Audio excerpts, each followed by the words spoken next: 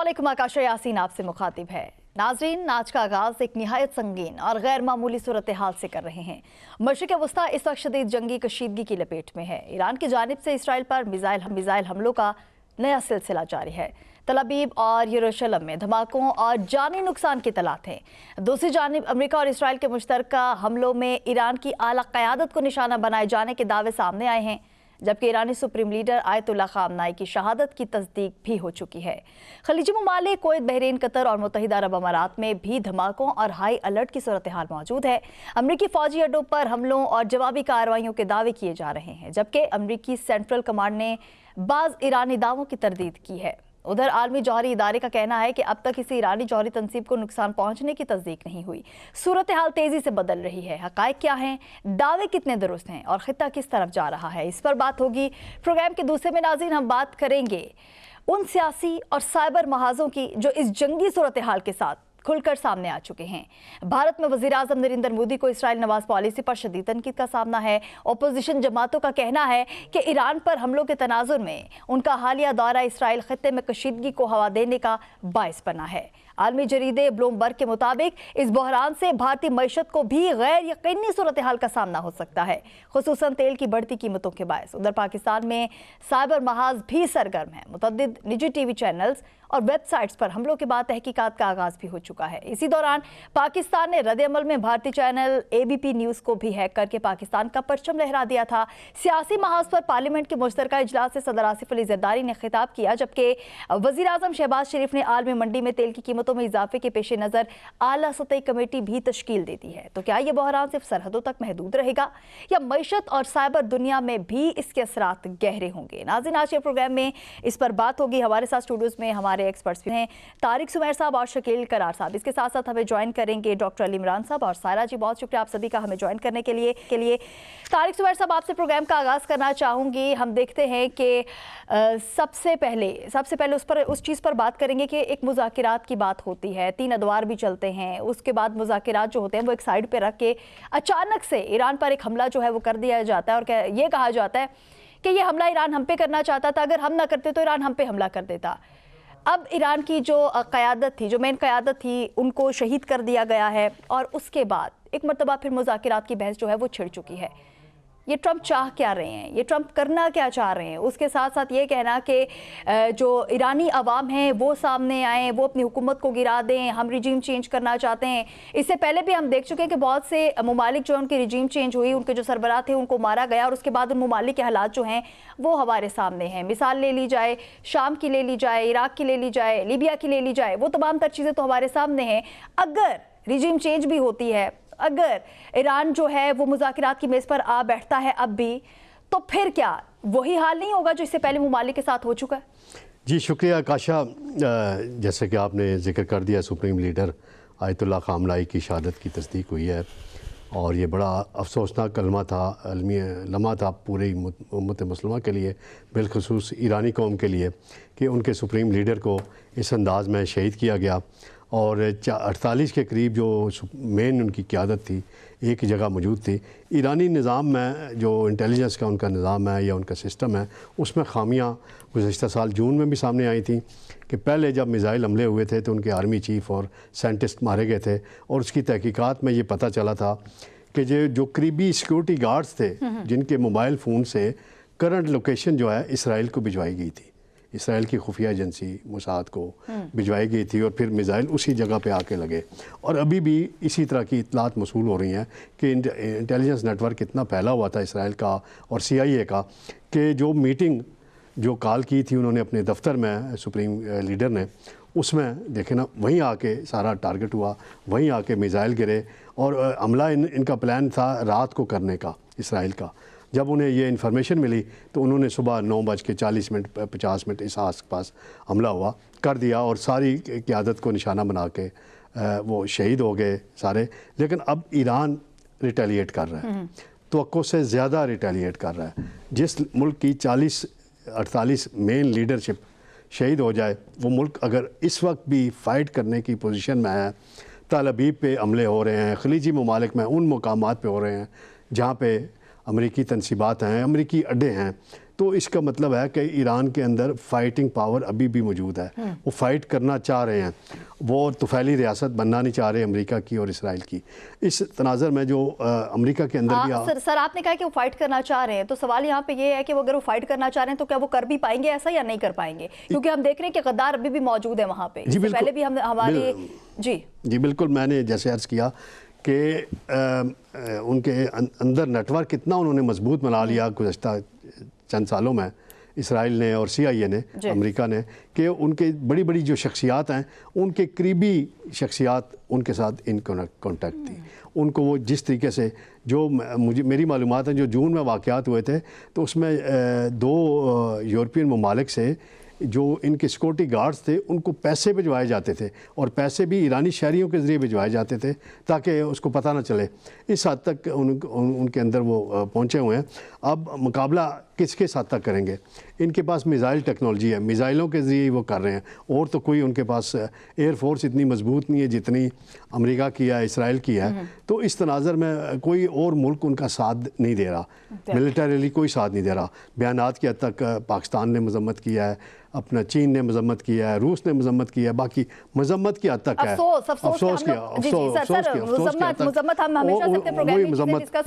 अमलन जो मदद है इन्होंने अकेले ही लड़ना है ईरानियों ने और अकेले ही फाइट करना। कोई इन फ्यूचर उनके साथ नजर भी नहीं आएगा। मतलब हम सिर्फ मजम्मत की बात करते हैं सायरा जी, मजम्मत से आगे तो हम बढ़ ही नहीं पाते। हम अपने प्रोग्राम में इस पे बात भी कर चुके हैं कि मुदाखलत होनी चाहिए, अब इससे आगे बढ़ना चाहिए, लेकिन वो तमाम चीजें हमारे सामने नहीं आती। इससे पहले बहुत बड़े बड़े दावे किए गए थे जब मुज़ाकिरात चल रहे थे अमेरिका के साथ ईरान के, उस वक्त ये चीजें हो रही थी। बहुत से मुमालिक जो थे, रशिया हो गया, चाइना हो गया, उनकी जानिब से कहना था कि हम ईरान के साथ हैं। लेकिन अब हम देख रहे हैं कि ईरान तन्हा खड़ा है, अकेला तन्हा मुकाबला कर रहा है और पीछे हटने को तैयार भी नहीं है। मतलब अगर मुज़ाकिरात की बात हो भी रही है, अगर ईरानी क़यादत इस वक्त मौजूद नहीं भी है, वो तमाम तर शहीद हो भी चुके हैं, फिर भी ईरान जो है वो तन्हा खड़ा है और आज अभी भी यही बात कर रहा है कि मैं लड़ूंगा और आखिरी दम तक हम लड़ेंगे। क्या कहेंगी? अस्सलाम वालेकुम। ज़ाहिर है वो अपने एंड पे तो कुछ भी कहने या कुछ भी फैसला लेने के लिए ज़ाहिर है खुद मुख्तार हैं। अगर वो कह रहे हैं तो ज़ाहिर है इसके ऊपर स्टैंड भी लेंगे। अभी आपने कहा कि बाकी लोगों ने मजम्मत की, बाकी लोग क्या चीन और रूस के ऊपर मुस्लिम उम्मा तकिया करके बैठी हुई थी। हम तो बचपन से सुन रहे थे वो क्या कहते हैं, एक हूँ मुस्लिम हरम की पासबानी के लिए। फिर जिस वक्त हम एटमी कुव्वत बने तो हम तो यही सुनते थे, और घर में या जो भी सोशल मीडिया, उस वक्त तो खैर सोशल मीडिया नहीं था इतना, तो यही वो होते थे कि अब तमाम इस्लामी ममालिक मतलब इस छतर छाया में आ गए हैं और हमने उनकी हिफाजत का बीड़ा उठाया। चले खैर आजकल के हालात में तो ऐसा नहीं हो सकता, लेकिन चीन और रशिया की तरफ हम लोग क्यों आस लगा कर बैठे हुए? उससे पहले जब ये दौरे कर रहे थे, जब ये कतर की तरफ आए थे, जब वो उनका इस्तकबाल किया था नाच गाना करके, तो हमें तो उसी वक्त समझ आ गई थी कि ये करने क्या जा रहे हैं ट्रंप। और वो जो कतर ने भी $1 ट्रिलियन के मुआहदे किए थे, ये सारी चीजें की थी जी। अभी उससे पहले कोई रिजीम चेंज या वो कहते हैं ना कि वहां पर कि उनकी सिक्योरिटी जराए की कोई बात हो रही थी कि वहां पर कुछ लोग ऐसे थे। तो इससे बेहतर हमसे बेहतर कौन जान सकेगा कि रिजीम चेंज कैसे होती है और उसके अंदर कैसे सहूलतकार किन किन सफ़ों में घुस के बैठे हुए। ये तो होता है। और फिर हम जब इस किस्म की कोई हरकतें होती हैं, कहीं भी कुछ होता है, तो हमारे जहन में यही होता है कि नहीं, मुसलमान कम अज कम ये हरकत नहीं कर सकता।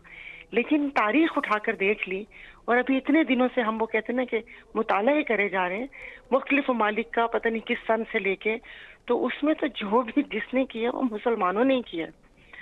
और अब मैं आपको क्या कहूँ, मुजम्मत तक तो हमारे यहाँ से आगे बात बढ़नी थी। कि अभी मैं किसी का बयान सुन रही थी कि यहाँ पर एक हाई लेवल का डेलीगेशन जाना चाहिए था खामनाई साहब के जनाजे पर, लेकिन वही बात है कि फिर वो हमारा मुंह बनता नहीं है, किस मुंह से जाएंगे?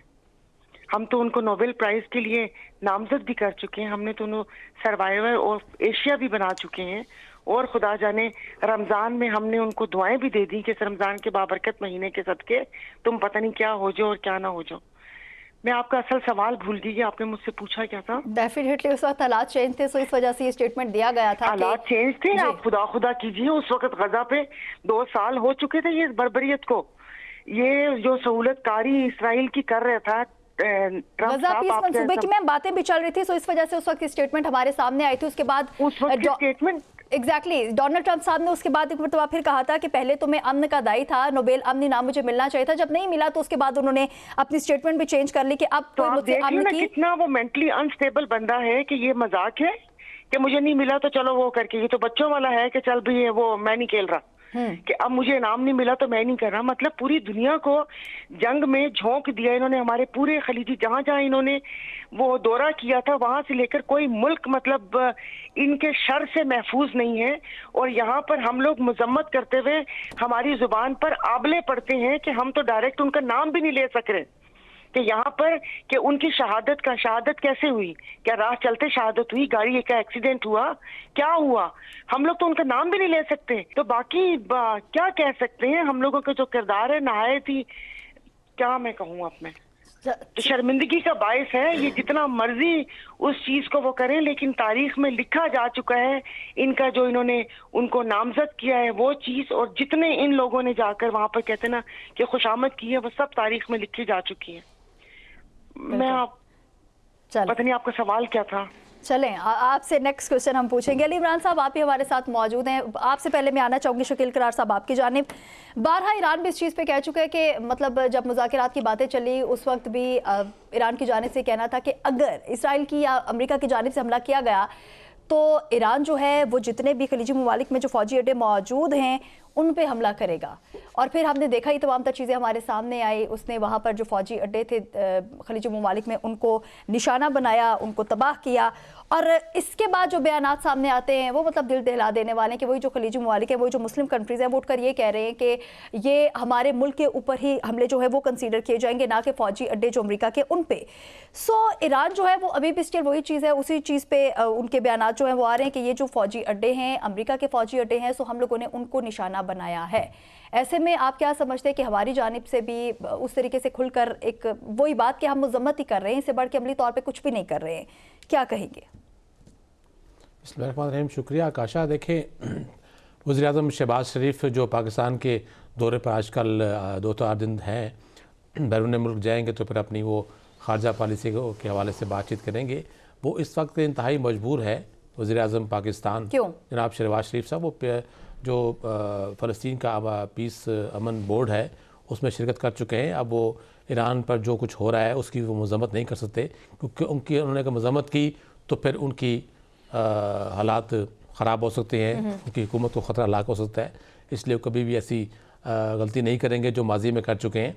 इस वक्त देखें, पाकिस्तान इखलाकी तौर पर ईरान के साथ है। आपने बात की कि खलीजी ममालिक में जो हमले हो रहे हैं, कतर समेत तमाम ममालिक ने ये वाज़े किया है कि वो ये नहीं देखेंगे कि अमरीकी अड्डों पे हमला हो रहा है, वो ये देखेंगे कि उनकी सालमियत और उनके वक़ार और उनकी इज़्ज़त पर हमला हो रहा है, तो उसका वो जवाब देने का हक़ महफूज रखते हैं।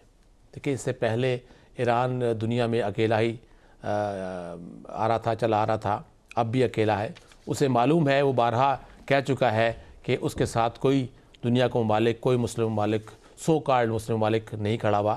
आज भी उसे मालूम है। देखिए, वो तो वाज़ेह तौर पे कह रहा है कि डू और डाई वाली बात है, और उससे साबित किया कि जिस तरह रहबर आला ईरान के आयतुल्लाह ख़ामनेई की जो शहादत हुई है, उस पे तो ये कितने अरसे से इसराइल और अमेरिका नज़र लगाए बैठे थे। अभी हालिया जो 14 दिन की वार हुई थी, तो उसके बाद से ख़ामनेई की जो मूवमेंट है उस पर 24 घंटे नज़र रखी जा रही थी और उनकी मॉनिटरिंग की जा रही थी। इसका तो बरमला इज़हार अमेरिकन प्रेसिडेंट अपनी बातों में इशारतन कर भी चुके हैं कि उन पर नज़र रखे हुए हैं, तो मौके की तलाश में थे। मौका उनको मिला तो उन्होंने रात का उन्होंने इंतज़ार नहीं किया और दिन के उजाले में उन्होंने हमला कर दिया।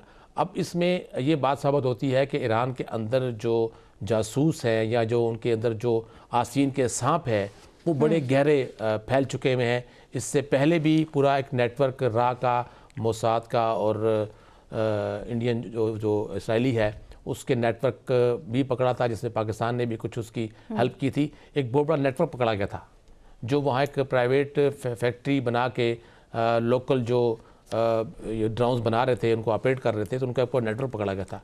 अभी भी अगर ईरान अपने अंदर नेटवर्क को तलाश करे तो बहुत से उससे आस्तीन के सांप गद्दार मिलेंगे जो उस हुकूमत को और उस ईरान को कमज़ोर करने की पूरी साजिशें कर रहे हैं, कोशिशें कर रहे हैं और अलाकार बन चुके हैं। तो इसके तो साथ चले वो तो गद्दार है ना, उस पर तो हम बात करते हैं कि उन गद्दारों को पकड़ना चाहिए। डेफिनेटली पहले भी जो हुआ था वो भी हमारे सामने, इस मरतबा फिर उन्हीं गद्दारों की वजह से आयतुल्ला खामनाई जो है वो शहीद हो गए हैं। लेकिन उसके साथ साथ शकील करार साहब, ये भी तो देखना पड़ेगा ना कि इस वक्त इस्लामी मुमालिक जो है वो कहाँ पे स्टैंड करते हैं। पाकिस्तान का जो किरदार बहुत ही ज़्यादा अहम कंसीडर किया जा रहा था वो कहाँ पे खड़ा है। उसके साथ साथ हमें ये भी देखना होगा कि हमारी खामोशी जो है वो मज़ीद ईरान को या और जो इस्लामी मुमालिक हैं उनके मुस्तकबिल को किस तरफ लेकर जा रही है। देखिए, पाकिस्तान तो इस वक्त चारों तरफ से घिरा हुआ है।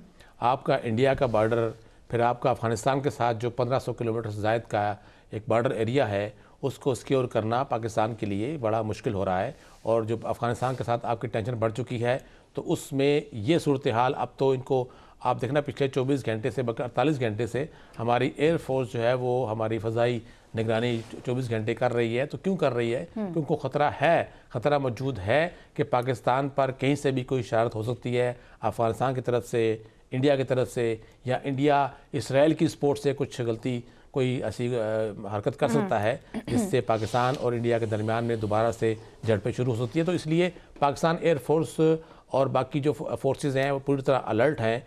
और इस वक्त आप समझ लें कि पूरे पाकिस्तान में एक अनडिक्लेयर एक एमरजेंसी सी नाफिज है और तमाम अदारे इस वक्त पूरी तरह अलर्ट हैं। जो हमारे इंटरनल अदारे हैं इंटरनल सिक्योरिटी के, वो भी पूरी तरह मुतहरिक हैं और अलर्ट हैं कि किसी वक्त भी कुछ शरारत, कोई ऐसी हरकत हो सकती है, पाकिस्तान के अंदरूनी या बैरूनी बॉर्डर पे कुछ कार्रवाई हो सकती है।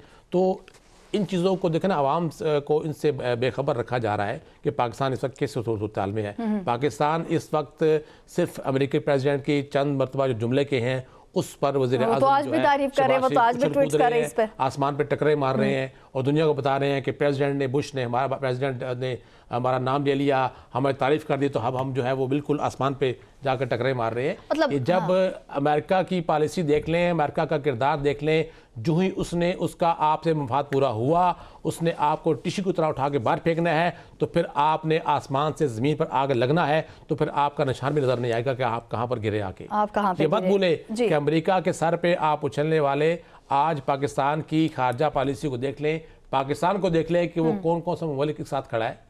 पाकिस्तान के साथ तो खलीजी मुबारक नहीं खड़े हुए, पाकिस्तान के साथ तो इस्लामी मुबारक नहीं खड़े हुए। यूएई ने कितना अर्सा हो गया पाकिस्तान के वीज़े बंद किए हुए।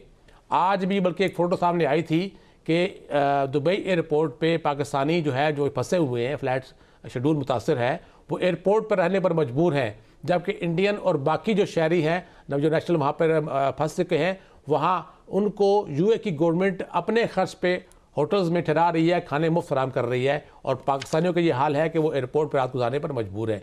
ये हालत है हमारे पाकिस्तानियों की, ये है हमारी खारजा पॉलिसी, ये है हमारा इस वक्त स्टेटस दुनिया में कि एक यूएई छोटा सा मुल्क, छोटी सी रियासत जो है वो पाकिस्तानियों को एक थर्ड क्लास कौम के तौर पे ट्रीट कर रहा है, और उनको वो शहरी समझता नहीं है, उनको कोई इंसान समझता ही नहीं है। इस यूए की गवर्नमेंट क्या पीछे भाग रहे हैं? जी सर, आपका पॉइंट आ चुका है शकील करार साहब। डॉक्टर अली इमरान साहब आप भी हमारे साथ मौजूद हैं। सर, इस वक्त हम देख रहे हैं कि एक तरफ पाकिस्तान के जो प्राइम मिनिस्टर हैं डोनाल्ड ट्रंप उनकी तारीफ करते हैं, दूसरी तरफ वो ईरान पे अटैक करते हैं, और ये चीज़ें जो है हमारे सामने चली आ रही हैं। एक तरफ से हमारी झड़पें जो अफगानिस्तान से शुरू हैं, फिर अफगानिस्तान के मतलब वो एक हमारे हक में बयान आना पाकिस्तान के, और दूसरी तरफ ईरान पे शदीद हमले जो है वो भी इस वक्त जारी है। लेकिन जो ईरान है वो भी पीछे हटने का नाम नहीं ले रहा। इसके साथ सर क्या समझते हैं, हमारी जो खामोशी है वो आप भी जानते हैं, हम भी यहाँ पर बैठ के जानते हैं, सो रशिया और चाइना की खामोशी जो है वो क्यों नजर आ रही है? जी बिस्मिल्लाह रहमान रहीम। सबसे पहले तो मैं अपनी बात शुरू करूंगा। अभी मैंने देखा कि नायब वज़ीर आज़म इसहाक डार साहब ने ईरान की तरफ से खलीजी जो ममालिक है उन पर हमलों पर शदीद अफसोस का इजहार किया है। आप इनकी बेहिसी देखें इन लोगों की कि कल जब पहला हमला हुआ तो उस वक्त ईरान के अंदर एक बच्चों के स्कूल पर बम गिरा इसराइल की तरफ से, जिसमें 180 से ज़्यादा बच्चियां शहीद हो गईं। उस पर पाकिस्तान की हुकूमत के किसी आला ओहदेदार ने कोई अफसोस का इजहार नहीं किया, जबकि खलीजी ममालिक पर आज जब हमले हो रहे हैं तो उस पर पाकिस्तान की हुकूमत जो है वो अफसोस का इजहार कर रही है, लेकिन ईरानी भाइयों के साथ जो है वो उनको किसी किस्म की कोई हमदर्दी नहीं कि वहाँ पर किस तरीके से 1200 जो है वो बम गिराए गए, और उन 1200 हमलों के अंदर सैकड़ों लोग जो है वो इस वक्त तक शहीद हो चुके हैं। मैं पहले तो इस तरफ आऊँगा कि ये सारे हमें ये असबाब जानने की ज़रूरत है कि आखिर जो मिडिल ईस्ट में हो रहा है वो हो क्या रहा है और हो क्यों रहा है।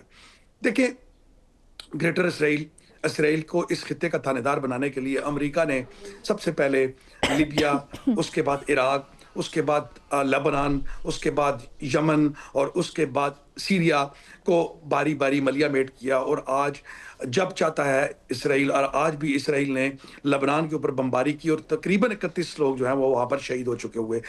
यहाँ पर इसराइल को एक बड़ा किरदार और एक बड़ा इलाका उसके हवाले जो करने की कोशिश है वो पूरी तरह हमें जो है वो एग्जीक्यूट होती दिखाई दे रही है। और जिस तरह गज़ा को पहले एक हमास की तरफ से एक फॉल्स फ्लैग ऑपरेशन की बेस के ऊपर पूरा गज़ा को मलियामेट किया गया और वहाँ आज देख लें कि पूरा गज़ा जो है वो एक कब्रिस्तान का सा माहौल और तस्वीर मंजर पेश कर रहा है। अब आते हैं हम ईरान के हमलों की तरफ। देखें, आखिरी किताब अगर आयतुल्लाह ख़ामेनी का देखें तो उन्होंने उसमें करबला का जिक्र किया था और उन्होंने कहा था कि मैं शहादत को प्रेफर करूंगा। और जब वो शहीद हुए तो ईरान ने एक दिन ब्रेक ली, क्योंकि उन्होंने अपनी ज़िंदगी के अंदर ही 3 सक्सेसर जो थे अपने वो नॉमिनेट कर दिए थे और उसमें से किसी एक को जो है ना वो सक्सेसर को सुप्रीम लीडर नामजद किया जाना था और वो उस प्रोसेस से गुजर चुके। अब हम आते हैं इन खलीजी ममालिक की तरफ से। देखिए, हम बार बार उम्मत मुस्लिमा की बात करते हैं। यहाँ कोई मुस्लिम उम्मा नहीं है, ये सब फ्रॉड है, ये सब धोखा है। ये जो गल्फ के ममालिक हैं जहां पर ना तो जमहूरियत है और ना ही वहां पर कोई आज तक ऐसा प्रोसेस हुआ कि अवाम को जो है वो पावर में लाया जा सके। आज वो अपनी अवाम और अपने मुल्क के जो कुदरती ज़खायर हैं जिनसे ये मुल्क माला माल है, उसमें तेल है, उसमें सोना है और उस पर वो काबिज बैठे हैं और वो ख़ानदान के चंद 100 अफराद हैं जो इन तमाम ममालिक कुवैत, कतर, बहरीन और यूएई, सऊदी अरेबिया, ये सारे इन अपने कुदरती वसाइल के ऊपर काबिज हैं। और इनके अगर आपने ज़ाती एसेट्स देखें तो वो कई 100 बिलियंस डॉलर्स के ऊपर जो है वो बेस्ड करते हैं। और ये अपने अवाम को ना तो उनके बुनियादी हकूक, ना पर वहाँ पर जमहूरियत है, ना किसी शख्स को वोट डालने का हक है, ना फ्रीडम ऑफ स्पीच है, ना फ्रीडम ऑफ मूवमेंट है। और इन्होंने अपने लोगों के हकूक सल्ब किए हुए हैं। आज ये अमरीकी इन इक़दामात के ऊपर क्यों नहीं बोलते? इसलिए नहीं बोलते कि इनको पता है कि हम पपट्स हैं, हमारे साथ अवामी वो तायीद नहीं है, अवाम हमारे साथ नहीं है, इसलिए वो अमेरिका की हर बनाई और पॉलिसी को जो है वो आमीन करते हैं। उन्होंने फौजी अड्डे भी दिए हुए हैं और वो फौजी अड्डे क्या कर रहे हैं? वो फौजी अड्डे पूरे मिडल ईस्ट के अंदर मुसलमानों को तबाह और गर्क करने में पेश हैं। आज जितने भी ममालिक आप देखते हैं मिडल ईस्ट के अंदर, वो लीबिया है, वो इराक है, वो लेबनान है, वो सीरिया है, वो यमन है, उसमें तमाम उन अड्डों ने किरदार अदा किया। ईरान पर जब ये मिडल ईस्ट के ममालिक कहते हैं कि ईरान हमारे पर हमला कर रहा है और हमारे शहरों को हलाक कर रहा है, हमारा ईरान आप पर हमला नहीं कर रहा, इराक उन अड्डों पे हमला कर रहा है जिससे ईरान को खदशा है कि कल हमारे ऊपर मजीद बमबारी की जाएगी। अब आप बात करते हैं ईरान की कि ईरान बाज आएगा कि नहीं। मुझे नहीं लगता कि ईरान मिडल ईस्ट के अंदर अमरीकी अड्डों को निशाना बनाने के बाद अब उसका जो अगला फोकस होगा वो इसराइल होगा। इसलिए आप याद रखें कि इससे पहले भी गुज़िश्ता 2 से 3 महीने पहले जब इसराइल ईरान जंग हुई थी तो ईरान ने 11 दिन जब अपने मिसाइल गिराए थे इसराइल के ऊपर, तो 11वें-12वें दिन इसराइल ने अमेरिका को बीच में लाकर सीज फायर करवा लिया था। इस दफ़ा मुझे नहीं लगता कि ईरान किसी भी किस्म की इनकी बातों में आएगा। आज जैसे कि डोनाल्ड ट्रंप ने एक ट्वीट भी किया और उन्होंने कहा कि जी ईरान मुझसे सीज फायर करना चाहता है और बातचीत करना चाहता है, जिसके जवाब में रिबटल आया अली लाराजानी की तरफ से कि हम किसी किस्म की ना तो बात करते हैं और हम अगर अमेरिका कोई बात करना भी चाहता तो हम उसको मुस्तरद करते हैं। तो अब हमें देखना होगा कि ईरान किस तरफ जाता है। ईरान के पास एक बहुत, देखिए, जिस मुल्क ने 40 साल इनकलाब के बाद अली लाराजानी जो अपना आयतुल्लाह ख़ामेनी साहब ने 39 ईयर तक ईरान के सुप्रीम कमांडर रहे, उनकी इस टेन्योर के अंदर ईरान ने अपने दफा को बड़ा मजबूत किया, अवामी हकूक दिए, दीनी तालीमात वहाँ पर आई और ईरान इतनी पाबंदियों के बाद भी एक भरपूर ताकत बनकर इस खित्ते के अंदर उभरा। क्या आप समझते नहीं है कि ईरान के पास इतनी फायर पावर है कि वो कम से कम महीने से 2 महीने निकाल सकता है?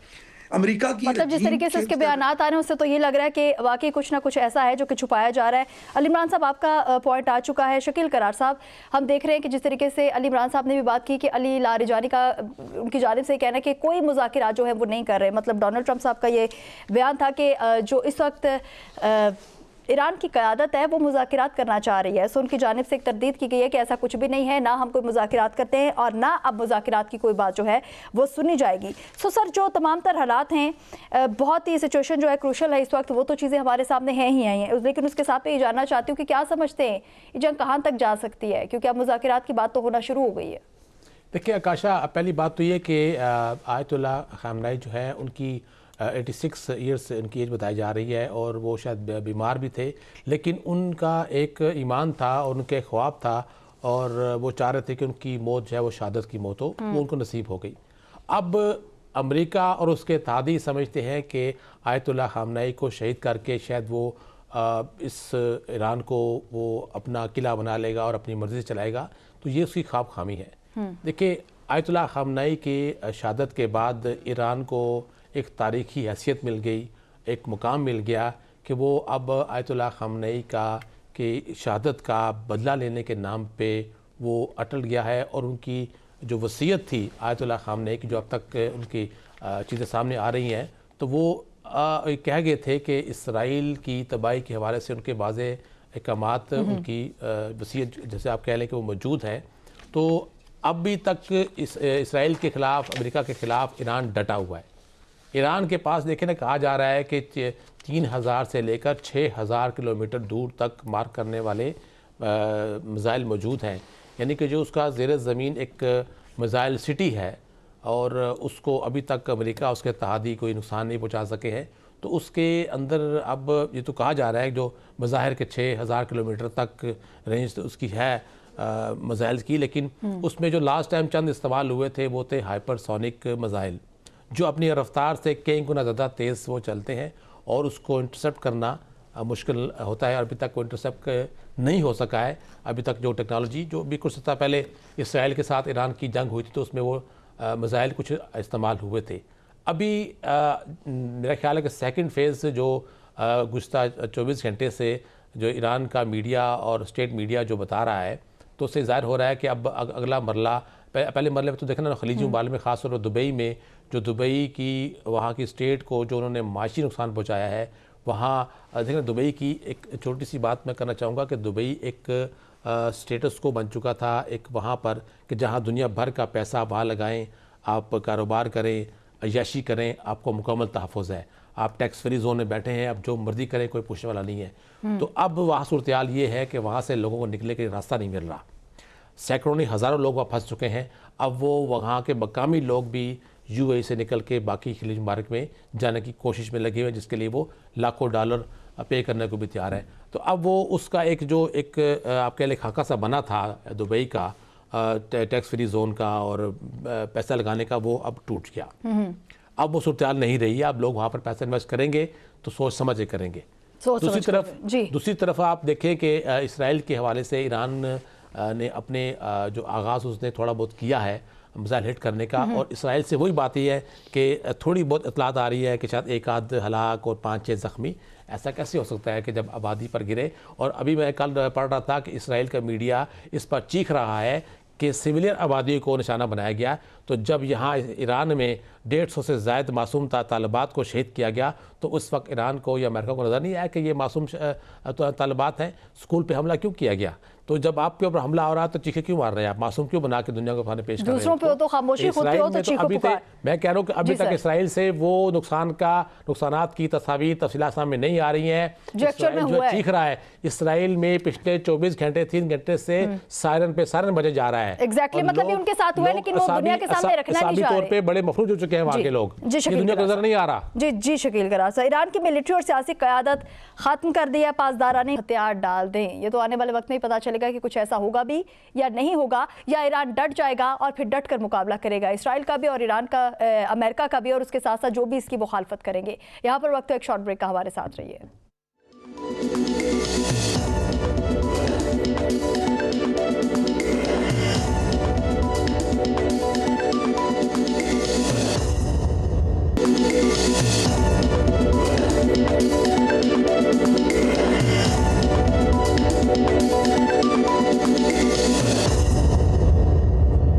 Welcome welcome back. एक मरतबा फिर खुशामदीद नाज़रीन। इंतहा पसंद मोदी की इसराइल नवाज पॉलिसी ने खित्ते को जंग की आग में धकेल दिया है, क्योंकि इससे पहले हम देखते हैं कि जिस तरीके से नरेंद्र मोदी की जानिब से एक दौरा जो है इसराइल का किया गया और उसके बाद पाकिस्तान और अफगानिस्तान की झड़पें शुरू हुई और फिर एक हमला जो है ईरान पर किया गया, ये ताने बाने सारे वहीं से जाके मिलते हैं।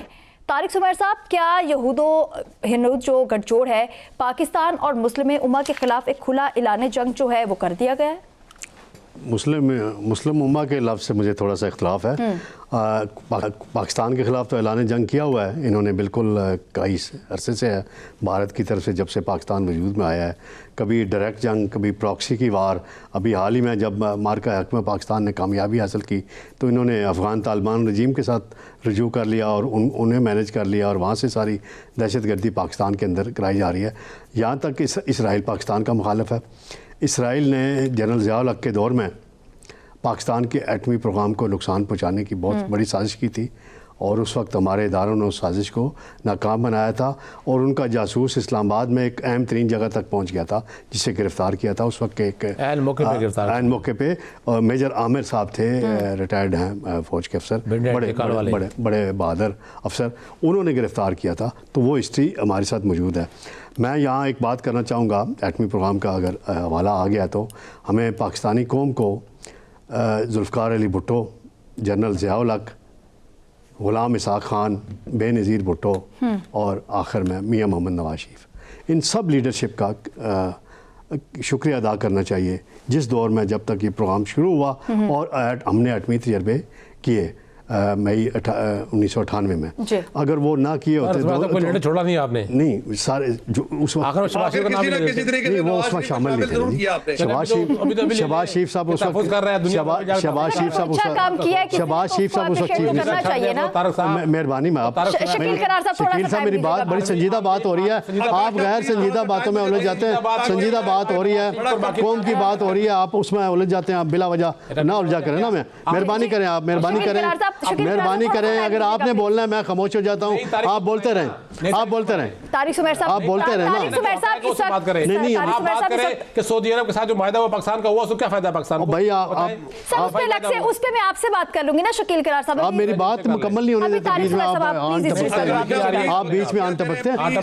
हिस्ट्री कौम के लिए जरूरी होती है। आप जरा किताबें पढ़ें, हिस्ट्री का मुताला कर लिया करें। थोड़ा सा आप हिस्ट्री का मुताला कर लें, अपनी हिस्ट्री बना रहे होते हैं। हिस्ट्री का मुताला कर लें ताकि आपको पता चले कि पाकिस्तान के मराइल से गुजरा है और पाकिस्तान किस अंदाज में महफूज है। सियासी नहीं है, ये हमारी सलामती की हिस्ट्री है, कौमी सालमियत की हिस्ट्री है जो मैंने बयान किया है। इसमें डॉक्टर एक्यू खान का जिक्र है, डॉक्टर समरमंद मुबारक का जिक्र है, बाकी साइंटिस्ट का जिक्र है, उस अदवार का जिक्र है। आपने अगर वज़ीर-ए-आज़म शहबाज शरीफ पर तंज करना ना, आप वो शौक से करें। शहबाज शरीफ साहब उस वक्त जब एटमी धमाके हुए चीफ मिनिस्टर पंजाब थे, वज़ीर-ए-आज़म शहबाज शरीफ थे, जुर्रतमंदाना फैसला उन्होंने किया था।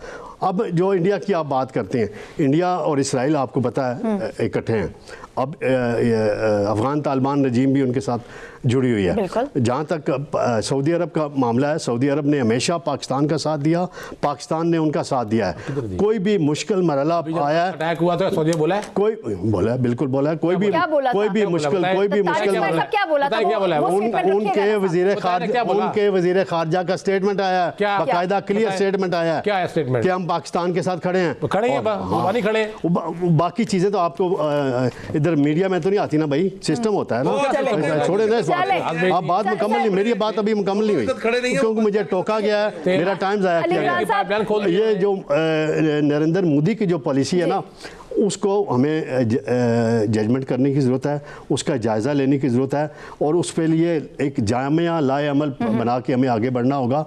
जामिया लाए अमल बनाने के लिए हमारी अस्करी और सियासी क़यादत, तमाम सियासी क़यादत, तो उसमें तमाम सियासी जमातें सब उनकी PTI भी, भाई PTI भी ना, वो जेल में बैठे, उनकी क़यादत आके वो इसमें मीटिंग करें, इसमें जॉइंट मीटिंग करें, इसमें पार्लियामेंट का इन कैमरा इजलास बुला के डिस्कशन करें, वहाँ अस्करी क़यादत को बुलाएं आएँ, सारी ब्रीफिंग लें, लाए अमल बनाएं। कल प्राइम मिनिस्टर ने एक इजलास तो किया इस हवाले से, लेकिन तमाम का इजलास बुलाने की ज़रूरत है, तमाम सियासी कुव्वतों को बुलाने की ज़रूरत है ताकि कौम एक नज़र आए, कौम का इत्तेहाद नजर आए। सर अभी भी कौम जो है वो एक पेज पर मौजूद है। पाकिस्तान की जब सालमियत की बात होती है, पाकिस्तान की हिफाजत की बात होती है और पाकिस्तान के एक पॉजिटिव इमेज की बात होती है, सो पूरी पाकिस्तानी कौम जो है वो एक पेज पर नजर आती है। अली इमरान साहब, टर्न बैक करना चाहूँगी, क्या कुछ कहना चाह रहे थे सर आप?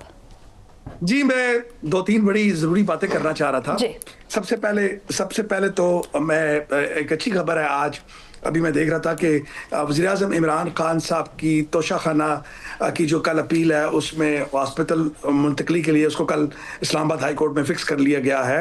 और उसके साथ मैं आप ये मुझे एक छोटी सी मेरा सवाल आपके जितने भी पैनलिस्ट हैं उनसे भी है कि आप मुझे ये बताएं कि सऊदी अरब पाकिस्तान के साथ खड़े होने की बात करता है, ये मुल्क तो अपने लोगों के साथ खड़े नहीं होते। इन्होंने अपने कुदरती वसाइल के ऊपर, ज़खायर के ऊपर कब्जा किया हुआ और पूरी अपनी कौमों को इन लोगों ने महकूम बना कर अपने जो अकाउंट्स हैं वो भरे हुए हैं। उन्हीं का जो अक्स है वो आपको पाकिस्तानी हुक्मरानों के अंदर नजर आएगा, खा वो शरीफ खानदान हो, खा वो जरदारी खानदान हो, खा उनसे नीचे के जितने भी लोग हैं, वो ये अक्स नजर आएगा कि ये भी अपने मुल्क को उसी तरह ही आज इन्होंने अमेरिका का महकूम बनाया हुआ है। आज इनके जो बैंक अकाउंट्स हैं वो अमेरिका और कनाडा के अंदर पड़े हुए हैं कि ये इनकी बेशर्मी का अंदाजा लगाएं कि आपको शिया होना या सुन्नी होना जरूरी नहीं है, एक इंसान होना जरूरी है ईरान के लोगों के गम को महसूस करने के लिए। और इन्होंने आयतुल्लाह खामनेई की वफात के बाद से 12 घंटे तक इस पाकिस्तानी जो एलीट है, जो हुक्मरान है, इन्होंने कोई बयान नहीं दिया। आप यकीन करें, आपको ये वक्त साबित करेगा कि अमेरिका का जो रजीम चेंज था अफगानिस्तान के अंदर वो नाकाम हो चुका। ये आपको याद होगा कि जब अमेरिका ने इराक के अंदर या लीबिया के अंदर पहला हमला किया था तो वहां के लोग, खवातीन अपने घरों से बाहर निकल कर आई थी और उन्होंने खुशी का इजहार किया था और उन्होंने अमेरिकन को वेलकम किया था। यहाँ पर जो आप देखती हैं वो हालात बड़े डिफरेंट हैं। यहाँ पर लोगों ने उनको वेलकम नहीं किया, बल्कि ईरान की आवाम कल जोग दर जोग निकली।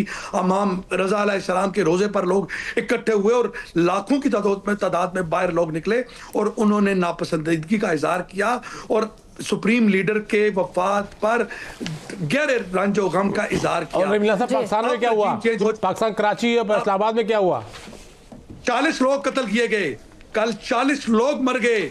इस्लामाबाद के अंदर 40 लोग मरे, 17 लोग इस्लामाबाद, लाहौर। देखिए, आप इस मुल्क में कानून की हुक्मरानी जब तक कायम नहीं करेंगे, जब हकीकी अवाम के नुमाइंदे अवाम के लिए काम नहीं करेंगे तो यही रिजल्ट होगा। आज जो अवाम के अंदर रिजनमेंट है, आज लोगों में जो गम और गुस्सा है, उसको कम करने की जरूरत है। आज अपने ईरानी भाइयों के साथ खड़े होने की जरूरत है। ईरान में रजीम चेंज कभी नहीं होगा, ईरान रिटेलिएट करेगा मिलिटरली। अगर तो आप समझते हैं कि अमेरिका को डायरेक्ट अपना दुश्मन बना लिया जाए, इस हवाले से कोई स्टेटमेंट दी जाए? क्योंकि स्टूडियोज में इस पे पहले भी डिस्कशन हो चुकी है सर। तो पहले अमेरिका आपका कौन सा दोस्त है? $1 बिलियन लेने के लिए हो रही है हमारी, तारीफों पे खुश रहे हैं, तारीफें हो रही हैं, अभी तारीफों पे खुश रहे हैं। बस मैंने अपनी जिंदगी के 22 साल अमेरिका के इन मुल्कों के अंदर गुजारे हैं। आप क्या समझते हैं ये आपके दोस्त हैं? अगर वो सऊदी अरब, कुवैत, बहरीन और यूएई जैसे ममालिक के दोस्त नहीं बन सकते, सिर्फ अपने जाती मफादात को देखते हैं, तो आपके दोस्त कभी नहीं हो सकते। अगर वो आपके दोस्त होते तो वो आज खित्ते में अमन की बात करते, वो आपको अफगानिस्तान के साथ ना लड़वाते। अपनी बेसिस लेने के लिए, अफगानिस्तान से अपने गरज निकालने के लिए आज उन्होंने आपको आगे करके आपके मुल्क को वो डिस्टेबलाइज कर रहे हैं। कल तक वो कहते थे कि इंडिया के 11 जहाज आपने गिरा दिए, आज मोदी इसराइल के अंदर जा रहा है। आज अमेरिकन सफीर पिछले 2 महीनों से मोदी के ऊपर काम कर रहा था, आज मोदी जो है वो रूसी और चाइनी ब्लॉक से बाहर निकलने की सोच रहा है। आज फिर वो अमेरिका और इसराइली ब्लॉक के अंदर चला गया। आज वो ईरान पर हमला होने से 12 घंटे पहले वो जो है वो जाकर जो है वो अमेरिकी इसराइली कैबिनेट से मिलता है, वहां के वज़ीर आज़म से मिलता है।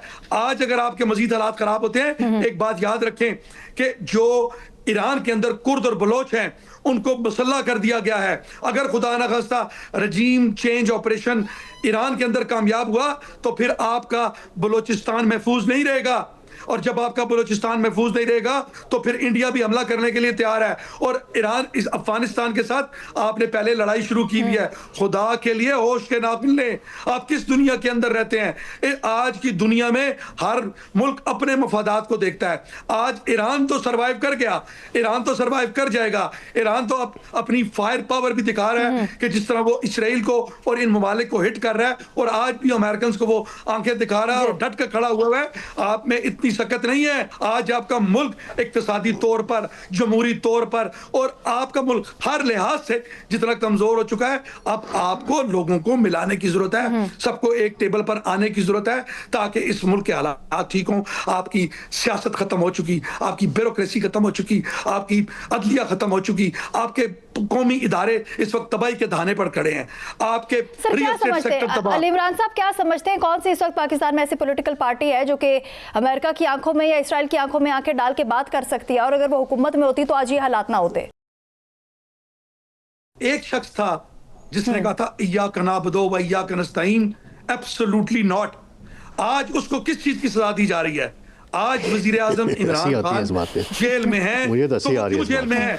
वो पार्टी थी जिसने 180 सीट लिए और आपने उस शख्स को उठा के जेल में डाला।